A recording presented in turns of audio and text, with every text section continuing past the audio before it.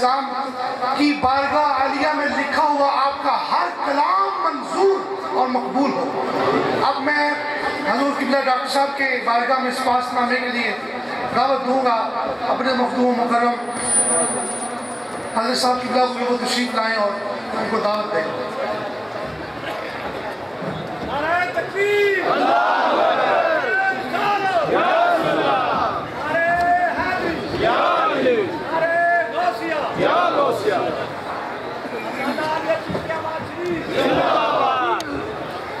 بسم اللہ الرحمن الرحیم۔ برادران طریقت، برادران اسلام، میرے محترم بزرگوں، عزیزوں، دوستوں، آج میری خوشی کی انتہا نہیں کہ میرے نہایت ہی مشفق، مہربان اور میرے نہایت ہی پیارے محترم الکام پیر طریقت رہبر شریعت حضرت صاحبزادہ ڈاکٹر ساجد الرحمان صاحب، ڈائریکٹر اسلام آباد یونیورسٹی اور حال ممبر اسلامی نظریاتی کونسل، ہماری بلکہ اس ناچیز کی دعوت پر یہاں رونق افروز ہوئے، میں ان کا نہایت ہی ممنون کہ انہوں نے غریب خانے پر قدم رکھنا فرمایا اور ہماری حوصلہ افزائی فرمائی۔ کم و بیش 5 سال کا عرصہ ہم نے اکٹھے گزارا ہے، جبکہ سیدی حضور خواجہ سید محمد صابر حسین رحمۃ اللہ تعالی علیہ نے جامعہ اسلامیہ بہاولپور میں داخل کروایا تھا تو آپ بھی وہاں جلوہ گر تھے۔ اس وقت سے لے کر تا این دم ان کی نوازشیں اس ناچیز پر بہت زیادہ ہیں۔ اسلام آباد میں بھی ملاقات ہوتی رہتی ہے، قریبات میں بھی ملاقات ہوتی رہتی ہے۔ ان کے والد بزرگوار حضرت پیر طریقت محمد یعقوب رحمۃ اللہ تعالی علیہ سلسلہ عالیہ نقشبندیہ کے ایک عظیم ہستی تھے، جنہوں نے اپنے علاقے میں رشد و ہدایت کا سلسلہ اپنی زندگی بھر جاری رکھا اور لاکھوں لوگوں کو راہ ہدایت پر گامزن کیا۔ ڈاکٹر صاحب قبلہ نے ان کے مکتوبات جمع کیے ہیں جو میرے زیر مطالعہ رہتے ہیں۔ میری سمجھ میں نہیں آتا کہ ان مکتوبات کے پڑھنے سے ہی میرے دل کی کیفیت جو ہے وہ بدل جاتی ہے۔ اب اس کی ان شخصیت کا میں نے کئی دفعہ دیدار کیا، وہ بھی ہمارے پاس بہاولپور تشریف لائے، بڑے ہی محبت فرماتے تھے وہ ہمارے ساتھ، چھوٹا ہونے کے ناطے سے، لیکن پھر بھی بہت زیادہ پیار کیا کرتے تھے۔ تو یہ ان کے لخت جگر ہیں اور سجادہ نشین ہیں۔ آج کل خانقاہ عالیہ بگھار شریف راولپنڈی کے پاس ایک بہت بڑی جگہ ہے، وہاں کے آج کل آپ فرائض منصبی ادا کر رہے ہیں۔ میں بار دیگر ان کی خدمت میں ہدیہ امتنان پیش کرتا ہوں اور دعوت دیتا ہوں کہ آپ تشریف لائیں اور ہمارے قلوب و اذہان کو معطر فرمائیں۔ جناب محترم ڈاکٹر صاحبزادہ ساجد الرحمان صاحب۔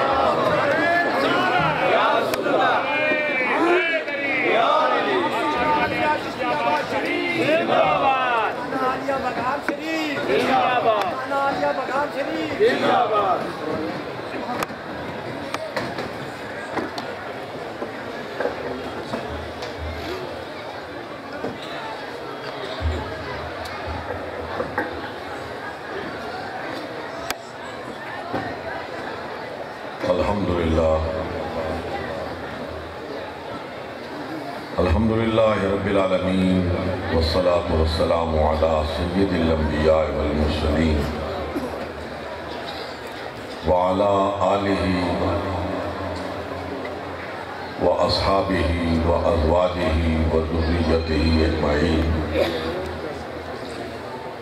अम्मा बाद फ़अऊज़ु बिल्लाहि मिनश शैतानिर रजीम बिस्मिल्लाहिर रहमानिर रहीम इन्नल्लाहा व मलाइकतहु युसल्लूना अलन नबी या अय्युहल्लज़ीना आमनू सल्लू अलैहि व सल्लिमू तस्लीमा अल्लाहुम्मा सल्लि व सल्लिम व बारिक अला सय्यिदिना व नबीना व मौलाना मुहम्मदिन व बारिक व सल्लिम व सल्लि अलैहि अस्सलातु वस्सलामु अलैका या रसूलल्लाह अस्सलातु वस्सलामु अलैका या हबीबल्लाह अस्सलातु वस्सलामु अलैका या शफीअल मुज़निबीन अस्सलातु वस्सलामु अलैका या रहमतल लिल आलमीन।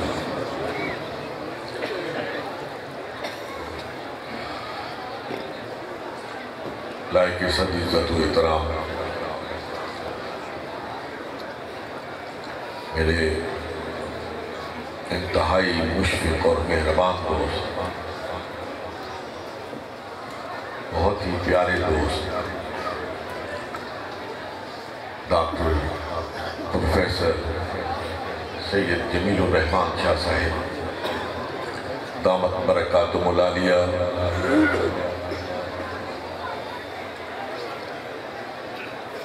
मशाइख़ इज़ाम, उलमाए किराम, बरादरान तरीक़त,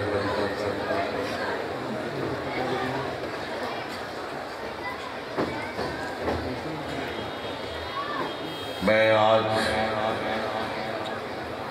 यहाँ चिश्ती आबाद में हाज़री को अपने लिए बाइसे सआदत और फ़ख्र समझता हूँ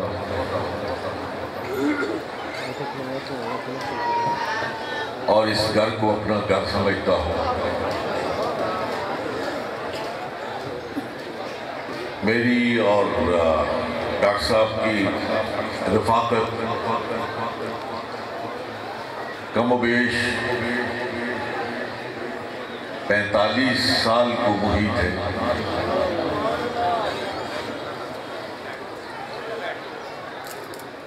मुझे आज भी जामिया इस्लामिया में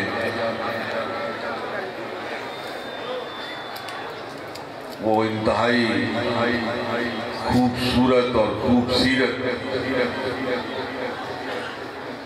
शख्सियत नजर आ रही है,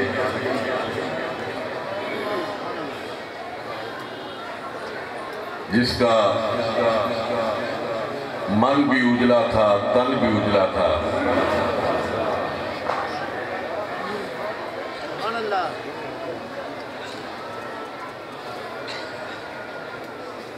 हकीकत ये है कि शाह साहब को अल्लाह रब्बुल आलमीन ने सूरत और सीरत का वो हुस्न अता फरमाया है कि उनको देख के बेइख्तियार ज़ुबान पे ये कलमा जारी हो जाता है कि चे रुख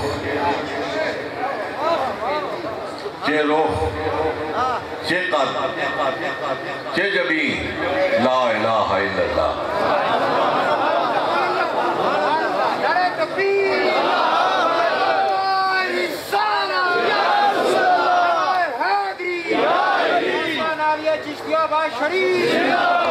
अरसे से ख्वाहिश थी कि इस मज़ार मुक़द्दस पर हाज़िरी दी जाए, लेकिन कुल्लु अम्रिन मरहूनुन बि औक़ातिहा, हर काम के लिए अल्लाह रब्बुल आलमीन की तरफ से एक वक्त मुकर्रर होता है। अल्लाह को आज ही की ये हाज़िरी मंजूर थी, अल्लाह इसे मकबूल भी फरमाए। हज़रात मुहतरम, यहाँ जय्यद उलमाए किराम तशरीफ़ फरमा हैं और आपने उनके मवाइज़ हसना से मुस्तफ़ीद होना है। मैं इंतहाई इख्तिसार के साथ इंतहाई महदूद वक्त में چند گزارشات آپ کی نظر کرنا چاہتا ہوں۔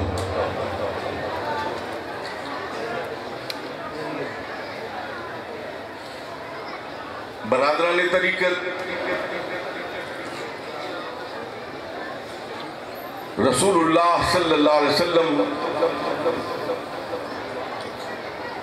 آقائے ختمی مرتبت علیہ السلام کو اللہ جل مجدہ نے ہمارے لیے نمونہ کامل بنایا۔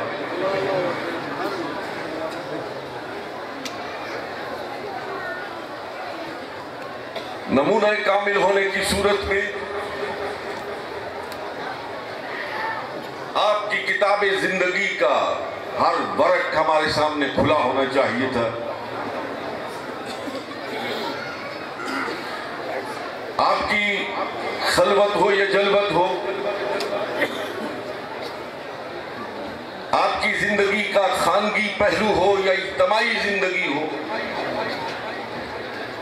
زندگی کا ہر گوشہ آپ کے غلاموں کی آنکھوں کے سامنے ہونا چاہیے تھا۔ سو اللہ رب العالمین نے اس کا اہتمام فرمایا۔ ایک زندگی کا ظاہری پہلو ہے، ایک اس کا باطنی پہلو ہے۔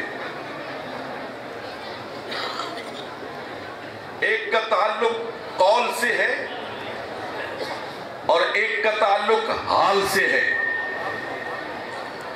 قول کا تعلق ظاہر سے ہے، حال کا تعلق باطن سے ہے۔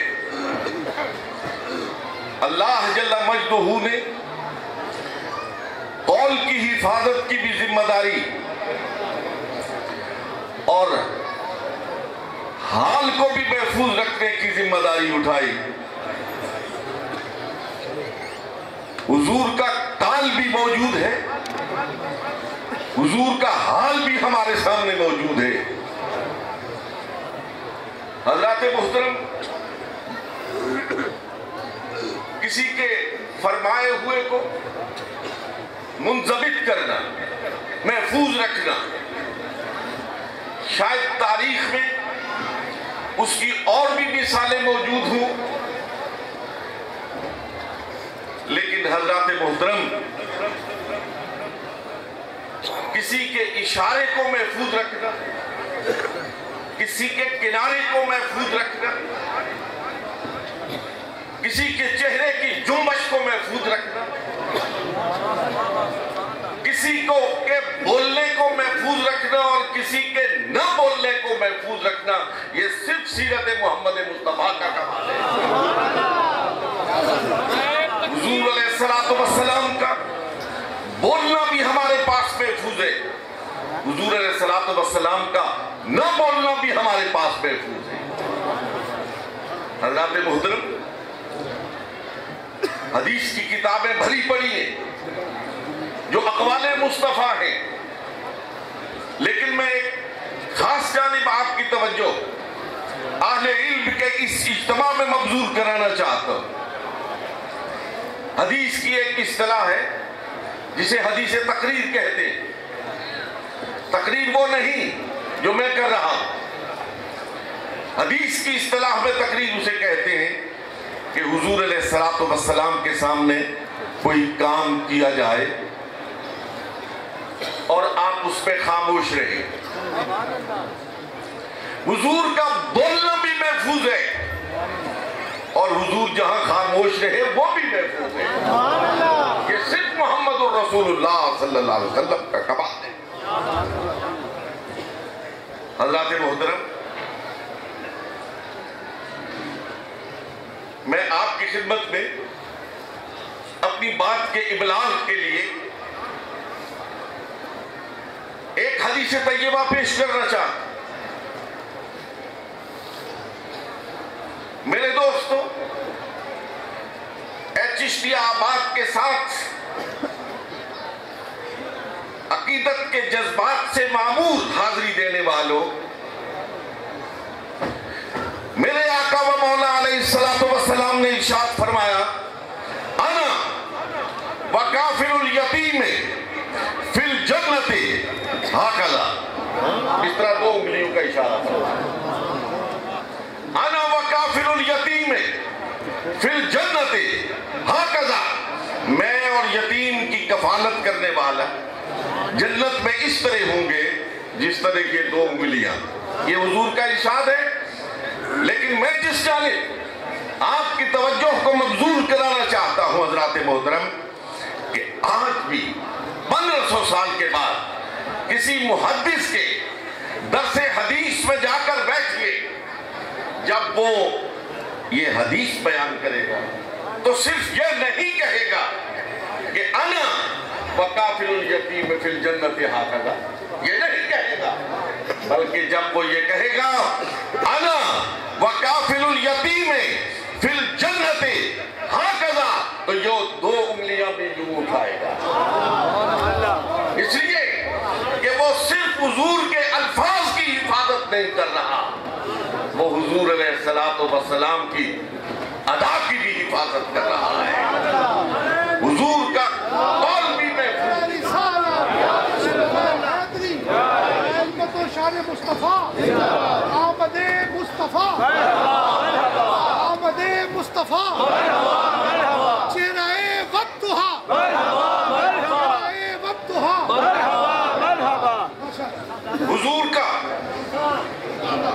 حضور کا قول بھی محفوظ، حضور کی ادا بھی محفوظ. میں نے بارہا ایک روایت علامہ صاحب نظر سامعین کی کہ سیدنا علی المرتضیٰ کا زمانہ ہے، زمانہ خلافت ہے. آپ کا شان خلافت سے باہر تشریف لاتے اور حکم فرماتے گھوڑا لاؤ. گھوڑا لایا گیا،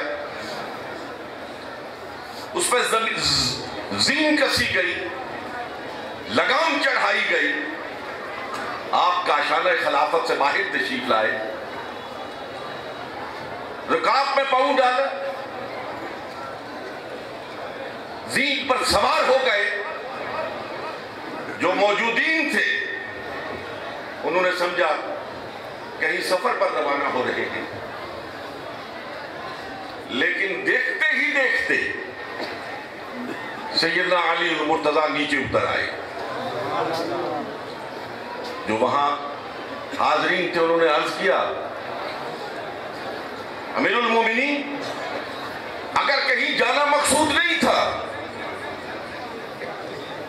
تو گھوڑا کس لیے منگوایا، زین کس لیے کسوائی، لگام کس لیے چڑھوائی، اوپر بیٹھنے کا تردد کیوں فرمایا، پھر یہ سارا عمل تو عبث ہوا. آپ نے فرمایا کہیں جانا مقصود نہیں تھا، کہیں نہیں جا رہا تھا. ایک مرتبہ ایسے ہی ہوا تھا، ایک مرتبہ ایسے ہی ہوا تھا. سرکار نے گھوڑا منگوایا تھا، زین کسوائی تھی، لگام چڑھائی تھی، اس کے اوپر بیٹھے تھے اور بیٹھ کے نیچے اتر آئے تھے. میں تو سرکار کی ادا کی حفاظت کر رہا ہوں.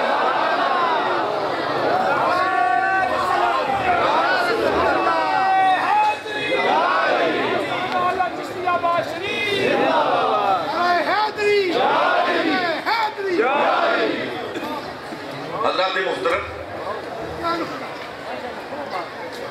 میں تھوڑا سا آگے لے چلنا چاہتا ہوں.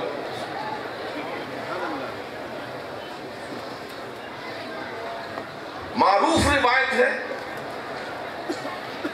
سیدہ طیبہ طاہرہ عائشہ صدیقہ رضی اللہ تعالی عنہا راویہ ہے، فرماتی ہے کہ حضور سرور کون و مکان علیہ السلام جب رات کے پچھلے پہر سر سجدے میں رکھ کر تسبیحات پڑھتے تھے تو آپ کے سینے سے ایسی آواز نکلتی تھی گویا ہڈیاں ابل رہی ہے، ہڈیاں ابل رہی. حضرات محترم، روایت کے یہ الفاظ، حضرت عائشہ صدیقہ کا یہ قول تو آپ کو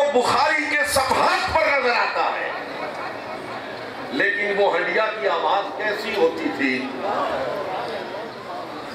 وہ کیسی آواز ہوتی تھی، اللہ رب العالمین نے اس آواز کو سننے کا بھی اہتمام فرما دیا ہے۔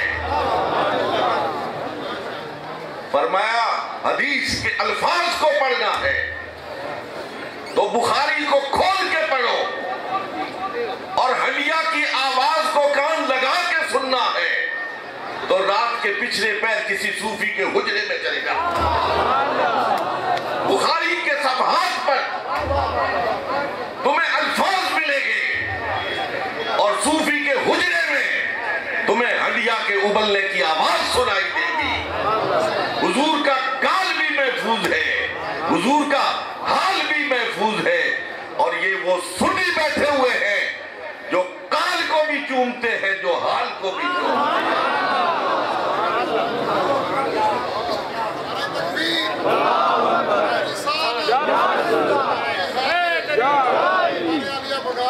میں آپ کی توجہ ایک لمحے کے لیے اس جانب مبذول کرانا چاہتا ہوں کہ ہم بخاری کو چومتے ہیں، ہم مسلم کو چومتے ہیں، ہم ساری سیاستہ کو چومتے ہیں۔ میں آپ سے پوچھنا چاہتا ہوں اے اصحاب علم و فضل کہ کیا بخاری کے ورق خوبصورت ہے؟ ورق خوبصورت ہے، اس کا گتا خوبصورت ہے، اس میں جو روشنائی استعمال ہوئی ہے وہ بہت اعلیٰ ہے۔ اس روشنائی کی وجہ سے چومتے، اس گتے کی وجہ سے چومتے۔ کیوں چومتے ہیں؟ اس لیے چومتے ہیں کہ بخاری کے صفحات پر نطق مصطفیٰ ہے، بخاری کے صفحات پر نطق مصطفیٰ ہے۔ اور یہاں خانقاہ پر کیوں آتے ہیں؟ صوفیہ کے قدموں میں کیوں پہنچتے ہیں؟ کہ وہاں نطق مصطفیٰ ہے، یہاں حال مصطفیٰ ہے۔ وہاں کال کو چومتے ہیں اور یہاں پہ حال کو چومتے ہیں۔ یہی وجہ ہے کہ یہ حال والے زندہ رہتے ہیں تو ہم ان کے قدموں کو چومتے ہیں، یہ مر جاتے ہیں ہم ان کی قبروں کو چومتے ہیں۔ انتہائی قابل قدر سامعین محترم،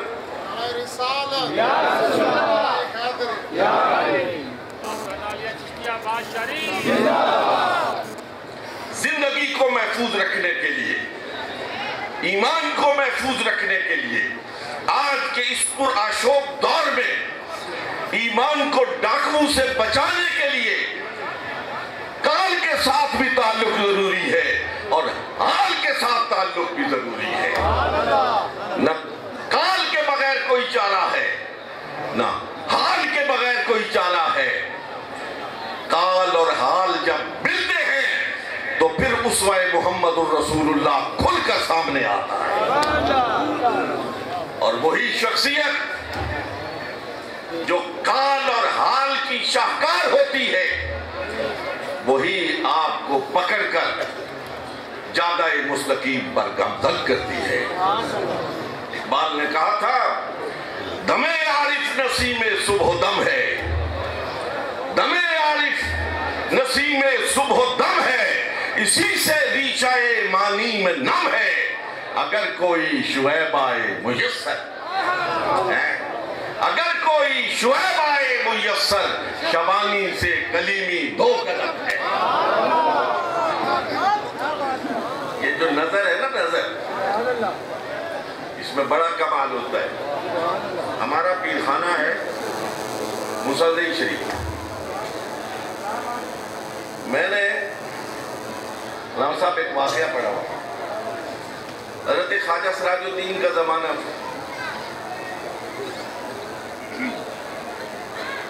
ان کا ایک نان بائی تھے، تندور پر روٹیاں پکانے والے، اس کا وقت نزا تھا، آخری سانس لے رہا تھا، اس نے تمنا کا اظہار کیا کہ کاش میرے مرشد کو کوئی جا کے بتائے۔ وہاں سے ایک خلفاء میں سے دوڑتا ہوا حضرت کی خدمت میں پہنچا، حضور اگر آپ گوشے ہوش سے سماعت فرمائیں گے تو خدا کی قسم جھوم اٹھیں گے اور جاتے ہوئے اپنے مرشد کے قدموں کے بوسے لیں گے۔ حضور آپ کا غلام ہے، ساری زندگی آپ کے لنگر کی روٹیاں پکاتا رہا ہے، آج اس کا دم واپسی ہے، اس کی خواہش ہے آپ کی زیارت کریں۔ آپ تیزی سے وہاں پہنچتے، اس کے سرانہ کھڑے ہوتے، دو جملے جو میں آپ کی نظر کرنا چاہتا ہوں۔ کھڑے ہوئے نا تو آپ نے اس کی طرف دیکھا اور ارشاد فرمایا وہاں کی زبان میں کہ سنگیا ہوش کری اوکھا ویلائی۔ رضا کی کیفیت تھی، فرمایا سنگیا ہوش کری اوکھا ویلائی۔ وہ بھی تو ولی کامل کا نام پائی تھا نا۔ اس نے آنکھیں کھولی، آنکھ کھول کے کہا مرشد میڈا ویلا نہیں ہے، تیرا ویلا ہے۔ میڈا ویلا نہیں ہے، یہ تیرا ویلا ہے۔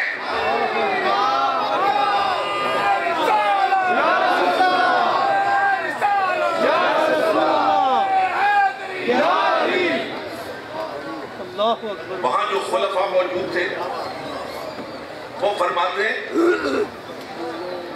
کہ ہم نے دیکھا، یہ صاحب حال ہی دیکھ، ہم نے دیکھا کہ یہ سننے کے بعد حضرت خواجہ سراج الدین رحمت اللہ تعالیٰ علیہ نے ایک نظر اس کے سر سے لے کے پاؤں تک اور دوسری نظر اس کے پاؤں سے لے کے سر تک ڈالی۔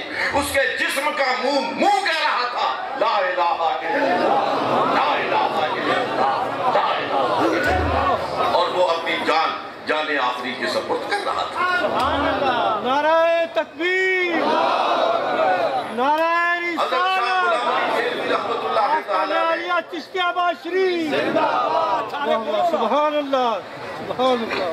حضرت شاہ غلام علی دیلوی رحمت اللہ تعالیٰ علیہ بیمار تھے۔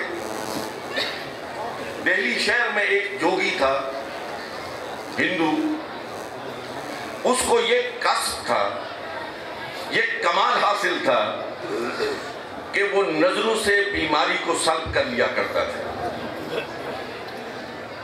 بیماری کو سلب کر لیا کرتا تھا۔ جب آپ بہت بیمار ہو گئے تو آپ کے خلفاء نے عرض کیا کہ حضور اجازت فرمائیں تو اس جوگی کو لے آپ کے علاج کے لیے۔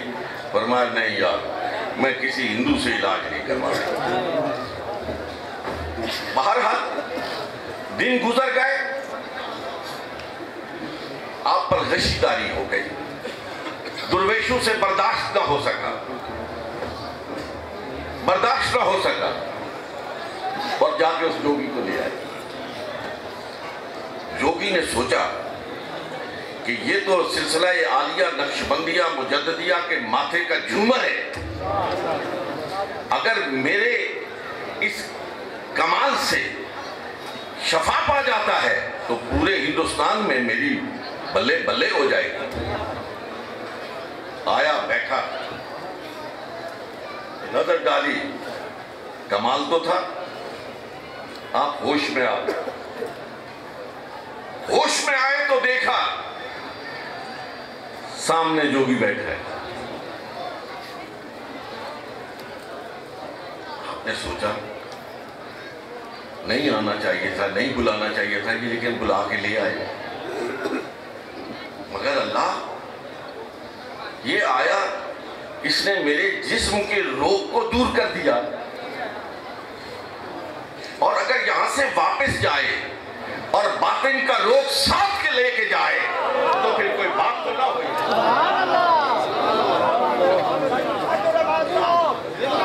پھر تو کوئی بات نہ ہوئی۔ آپ نے کہا جوگی صاحب آپ کو یہ کمال کیسے حاصل ہوا؟ جوگی نے جواب دیا، حضرت جی میں نے اپنے نفس پہ قابو پایا تو مجھے یہ کمال حاصل ہو گیا۔ کہا وہ کیسے؟ کہا حضرت جی میرے نفس نے کہا سو جاؤ، میں نے کہا نہیں سوتا، میں جاگتا رہا، کیونکہ ماں جاگتا رہا۔ نفس نے کہا کھاؤ، میں نے کہا نہیں کھاتا۔ نفس نے کہا پیو، میں نے کہا نہیں پیتا۔ اللہ ھذا القیاس میں نے اپنے نفس کی مخالفت کی، مخالفت نفس سے میری یہ صفت بیدار ہو گئی، یہ کمال حاصل ہو گیا۔ اب ادھر سے تو سوال کر رہے تھے، ساتھ نظر بھی ڈال رہے تھے، نظر بھی ڈال رہے تھے۔ آخر میں آپ نے ارشاد فرمایا جوگی صاحب میں آپ سے پوچھنا چاہتا ہوں، آپ کا دل چاہتا ہے ایمان لاؤ، آپ کا نفس چاہتا ہے ایمان لاؤ؟ کہا نفس تو نہیں چاہتا۔ کہا تو یہاں اس کی مخالفت کیوں نہیں کرتے ہو؟ ابھی تو مخالفت کرو نا۔ یہ کہا جوگی کی آنکھیں تھرا گئی، آپ نے ہاتھ آگے بڑھایا اور فرمایا تیرے ایمان لانے کا وقت آ گیا ہے، تیرے ایمان لانے کا وقت آ گیا ہے۔ آپ آگے بڑھا اور پڑھ لا الہ الا اللہ محمد رسول اللہ۔ گیا تھا علاج کرنے کے لیے، واپس آیا تو علاج کروا کے آیا۔ گیا تھا تو کافر تھا، آیا تو مسلمان ہو گیا تھا۔ اے اہل نظر ذوق نظر خوب ہے لیکن، اے اہل نظر ذوق نظر خوب ہے لیکن، جو شے کی حقیقت کو نہ دیکھے وہ نظر کیا ہے؟ اے اہل نظر ذوق نظر خوب ہے لیکن، جو شے کی حقیقت کو نہ دیکھے وہ نظر کیا ہے؟ اہل نظر کے پاس جاؤ، خدا کی قسم دل کی دنیا کو بدل کے رکھتے تھے۔ یہ جو آج بستیوں کی بستیاں، آج ملکوں کے ملک لا الہ الا اللہ کی صداؤں میں مگن ہے، اور شرق میں اور غرب میں، شمال میں اور جنوب میں لا الہ الا اللہ کی گونج ہے۔ خدا کی قسم یہ ان اہل نظر کا کمال ہے، اہل نظر کا کمال ہے۔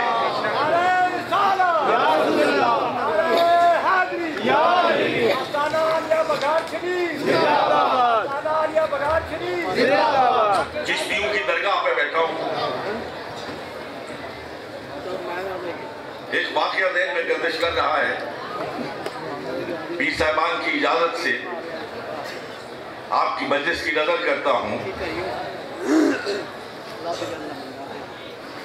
حضرات محترم سلطان شمس الدین التتمش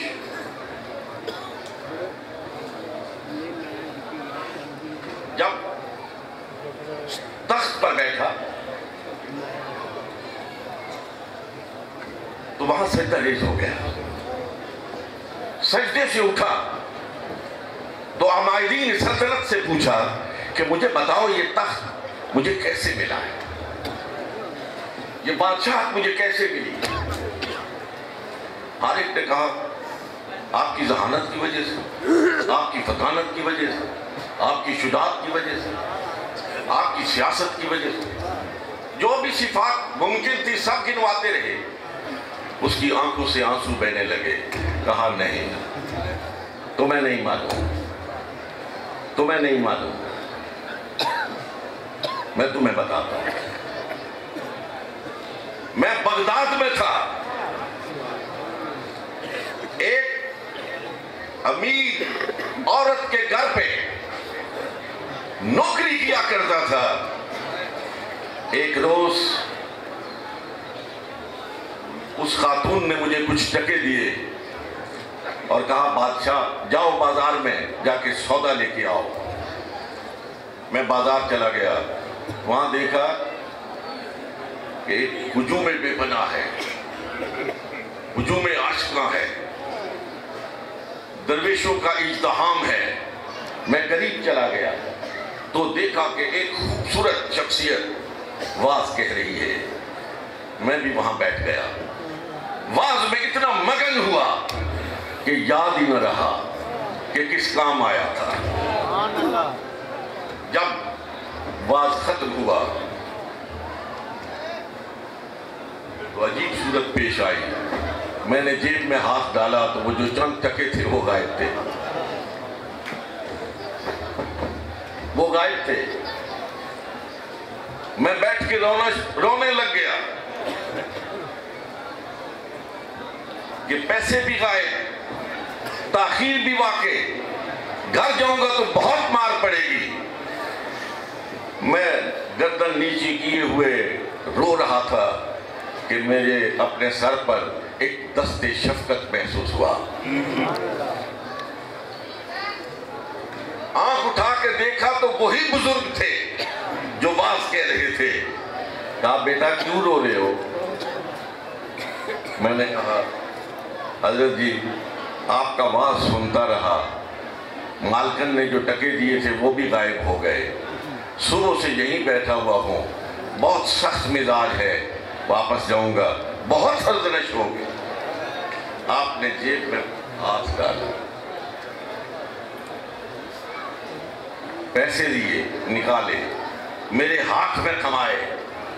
ذرا غور کیجئے گا اس جملے پر.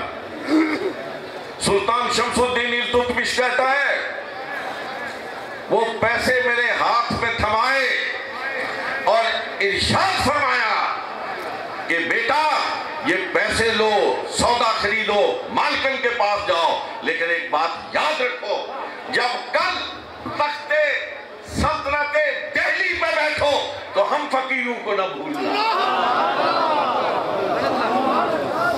ہم غریبوں کو نہ بھولنا. کہا وہ خواجہ معین الدین چشتی اجمیری تھے, اور یہ تخت نہ میری سیاست کی وجہ سے, نہ میری ذہانت کی وجہ سے, نہ میری فطانت کی وجہ سے, ان تخت دہلی نتیجہ دعائے عام فقیرہ.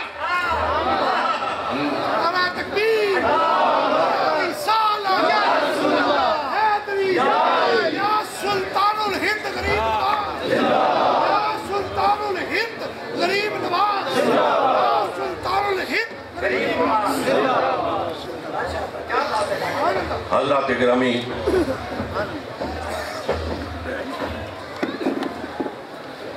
وہ تمام صوفیہ جو نور نبوت سے مستنیر ہوئے, زندہ تھے اور زندہ ہیں, تو براہ راست لوگ ان کے نور سے مستنیر ہو رہے ہیں. اور اگر قبروں میں چلے گئے ہیں تو خدا کی قسم اٹھا کے کہتا ہوں یہ قبریں بھی ان کے دلوں پر حکومت کر رہی ہیں. آرلینڈ کی بڑی مشہور کتاب ہے ریچنگ آف اسلام, اس نے پورے ہندوستان کا دورہ کیا, چپا چپا چھانا, اور اس کے بعد اپنا نتیجہ فکر لکھا. کہا میں نے بر صغیر کی تاریخ کو پڑھا ہے, چھانا ہے, آنکھوں دیکھا حال میرے سامنے ہے, لیکن کہتا ہے آرلینڈ کہ یہاں لوگوں کے اقتدار کے سورج طلوع ہوئے, غروب ہوئے, لیکن میں پورے سچائی کے ساتھ اس بات کی گواہی دیتا ہوں کہ اگر بر صغیر پر حکومت ہے تو اجمیر میں لیٹے ہوئے ایک فقیر کی حکومت ہے. اجمیر میں لیٹے ہوئے فقیر کی حکومت ہے.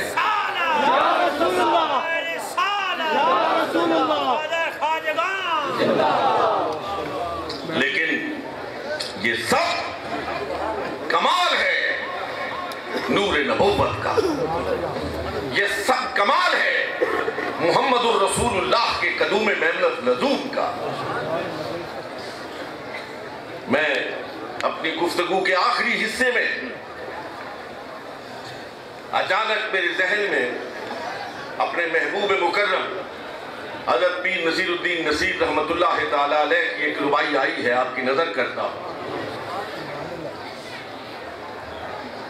آپ نے فرمایا کہ تجھ سے میری زندگی کا یہ نظام چل رہا ہے. تجھ سے میری زندگی کا یہ نظام چل رہا ہے، تیرا آستاں سلامت میرا کام چل رہا ہے، تجھ سے